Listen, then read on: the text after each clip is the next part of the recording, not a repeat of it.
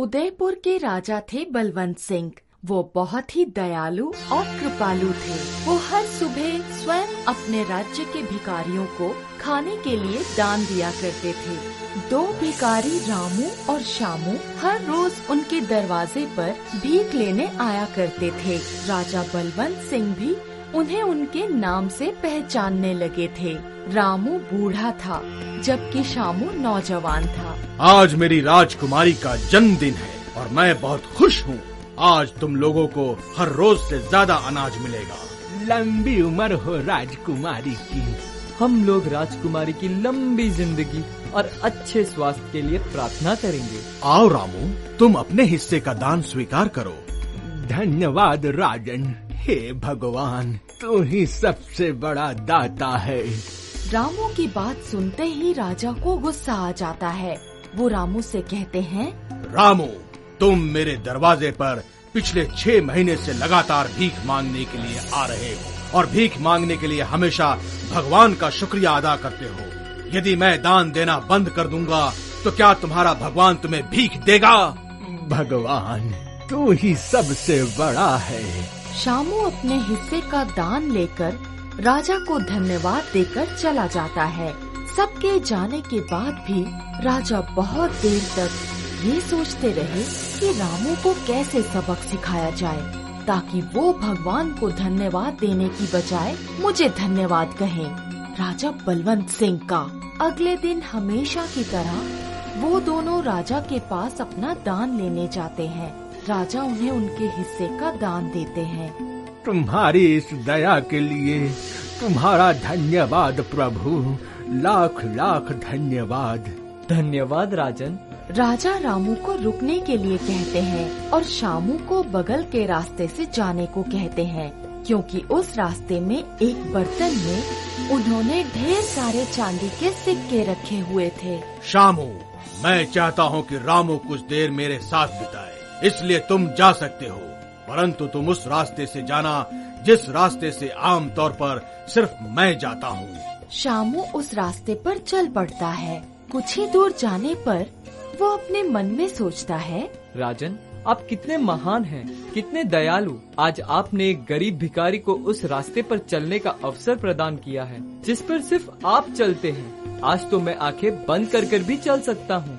ये सोचकर उसने अपनी आंखें बंद कर ली और रास्ते पर चलने लगा। चूँकि वो आंखें बंद करके चल रहा था, इसलिए वो उस बर्तन को देखने से चूक गया जिसमें चांदी के सिक्के रखे हुए थे। कुछ ही देर बाद राजा रामू से कहता है, रामू, शामू अवश्य ही जा चुका होगा, अतः अब तुम भी जा सकते हो, मगर ध्यान रहे तुम भी उसी रास्ते से जाना जिस रास्ते से मैंने शामू को भेजा है। अवश्य राजन। रामू कुछ दूर चलता है कि उसे वो बर्तन नजर आता है जिसमें चांदी के सिक्के रखे हुए थे। वो उस बर्तन को उठा लेता है और उसे आश्चर्य होता है कि शामू को ये बर्तन क्यों नहीं दिखा। मुझे पूरा विश्वास है कि भगवान ने ये सिर्फ मुझे ही दिया है। रामू भगवान को धन्यवाद कहता है। अगली सुबह जब राजा हमेशा की तरह अपने महल के दरवाजे पर आए तो उन्होंने सोचा कि खजाना मिलने की खुशी में शामू की आंखों में अवश्य ही खुशी की चमक होगी, परंतु शामू शांत खड़ा था। राजा अपने आप पर काबू नहीं कर सके और उन्होंने उत्सुक होकर शामू से पूछा, शामू, तुम्हारा कल का सफर कैसा था? क्या रास्ते में तुम्हें कोई चीज मिली थी? नहीं राजन, रास्ता इतना सुंदर और साफ था कि मैंने आंखें बंद की और चलता हुआ अपने घर पहुंच गया। राजा समझ गए। उन्होंने रामू से पूछा, रामू, तुम अपना तजुर्बा सुनाओ। बहुत खुशनुमा था राजन, बहुत खुशनुमा। मुझे रास्ते में चांदी के सिक्कों से भरा हुआ एक बर्तन मिला।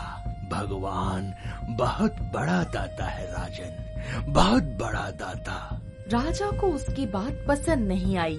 राजा ने सोचा कि किसी भी तरह रामू को ये महसूस कराना होगा कि भगवान नहीं, राजा बलवंत सिंह है दान देने वाला दाता। पूरे 1 सप्ताह तक राजा हमेशा की तरह दोनों को दान देते रहे।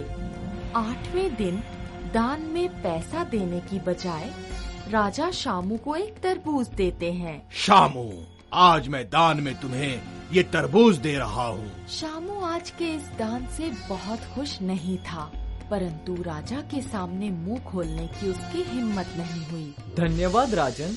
रामू, ये रहा तुम्हारा दान। भगवान बहुत बड़ा है। तरबूज लेने के बाद शामू ने सोचा कि इतने बड़े तरबूज का वो क्या करेगा, इसलिए उसे ले जाकर उसने एक फल बेचने वाले को बेच दिया।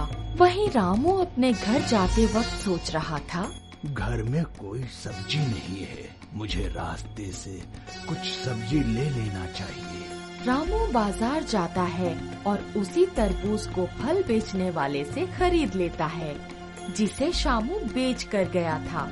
घर जाकर जब वो तरबूज को काटता है तो उसमें से ढेर सारे सोने के सिक्के निकलते हैं। वो हाथ ऊपर उठाकर बोलता है, भगवान, तू महान है भगवान, तू ही सबसे बड़ा दाता है। अगले दिन हमेशा की तरह केवल शामू ही राजा से भीख लेने के लिए गया। अकेले शामू को देखकर राजा ने उससे पूछा, शामू, रामू कहाँ है?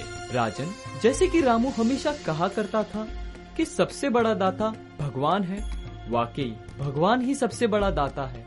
कल वो बाजार से एक तरबूज खरीदकर घर ले गया। जब उसने तरबूज को काटा तो उसमें से उसे बहुत सारे सोने के सिक्के मिले, जिससे अब वो एक अमीर आदमी बन गया है भगवान की कृपा से। ये कहकर शामू अपने हिस्से का दान लेकर हाथ जोड़कर राजा को धन्यवाद कहकर चला जाता है।